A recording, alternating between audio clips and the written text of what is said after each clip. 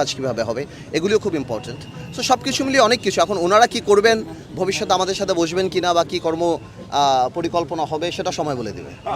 একটা বিষয়, এখন দেশ আসলে সময়টা কতদিন আমরা থাকবে বলতে পারি না, তো আমরা তো এটাই বলছি। আমরা দেখেছি যে অনেকের সমাজে যারা বিশ্লেষক তারা বলছেন যে এই অন্তর্বর্তীকালীন সরকারের অর্থাৎ সংবিধান অনুযায়ী মেয়াদ 3 মাস অথবা 6 মাসের মধ্যে, তারা বলছেন একটু বেশি হওয়া দরকার রাষ্ট্রশাখে। তো কোনো মেয়াদই নাই। মানে অর্থাৎ তারা যেটা বলছেন যে তারা বলছেন যে এটি নির্দিষ্ট একটা দীর্ঘ সময় হওয়া দরকার আর কি। না, এটা নির্ভর করে দীর্ঘ সময়ের ব্যাপার না। প্রশ্নটা হলো ওনারা কাজটা কি, ওনারা তো একটা কাজ হাতে নেবেন যে আমরা এই করব, তখন বোঝা যাবে যে কোন সময়ের মধ্যে এই কাজটা করতে পারবেন, কোন সময় পারবেন না।